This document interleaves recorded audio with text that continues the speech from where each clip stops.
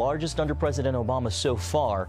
About 180 of the terror suspects have been transferred from Gitmo since he took office. Mr. Obama's goal is to remove most of the detainees from the offshore prison before his term ends in January. Well, there's big news in the world of self-driving cars. Uber passengers will be able to request a self-driving car with a touch of a button later this month. Uber Technologies has signed a $300 million agreement with Volvo to develop these self-driving taxis. The pilot program in Pittsburgh will assign the cars to random customers using the app. And Uber is hoping to eventually replace its 1 million drivers.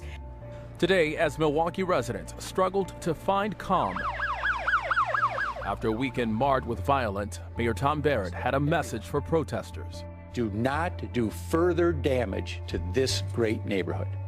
The shooting death on Saturday of 23-year-old Seville Smith by a police officer triggered protests that ended with torched-out businesses, including this BP gas station. It does appear that things are starting to get a little bit out of control.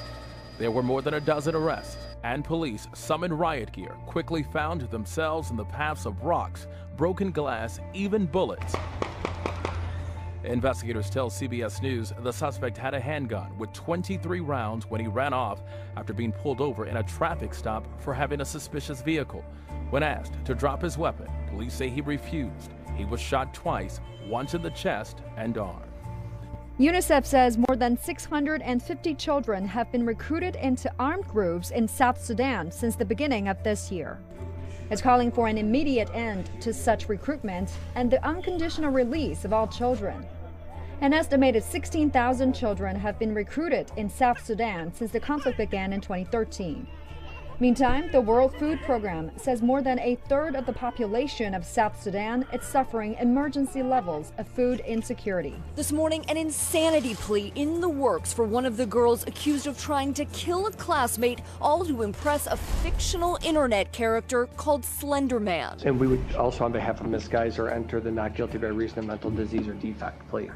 That plea being filed for Morgan Geiser more than 2 years after prosecutors say she and Anissa Weier, both just 12 years old at the time, lured their friend Peyton Leitner into the Wisconsin woods, allegedly stabbed her 19 times and left her to die. Is there any bleeding going on? Her clothing has got blood on it. Leitner survived. The young suspects, now 14 years old, charged as adults with attempted first-degree murder, later sharing their bizarre explanation centered on the horror-themed online myth. I was really scared, knowing that Slender could easily kill my whole family in 3 seconds.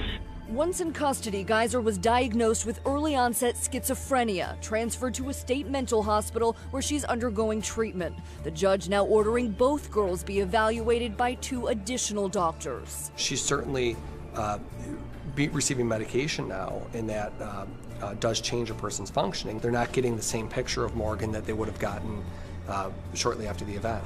Meanwhile, the victim's family writing in a statement Friday, "We fully support the efforts of the district attorney's office in the prosecution of these attempted murderers," and reiterating what they told our David Muir soon after the attack. For me, it's about making sure Peyton feels safe, that she can move on with the rest of her life.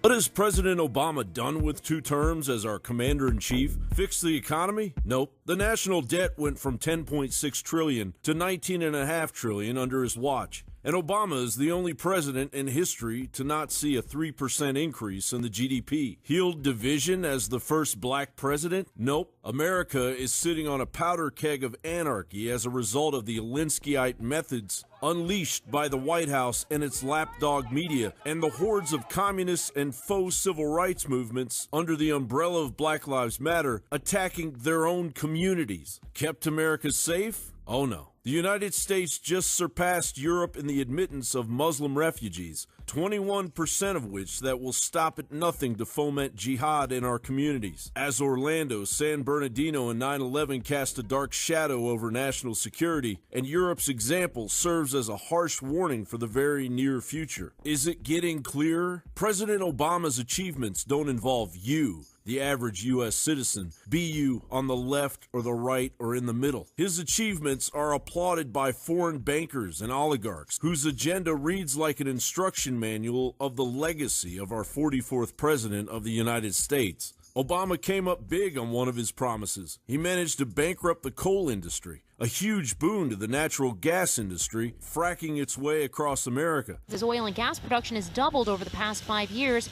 the number of earthquakes rattling Oklahoma has surged. Until 2008, the state averaged 1 to 2 quakes, magnitude 3 or greater, per year.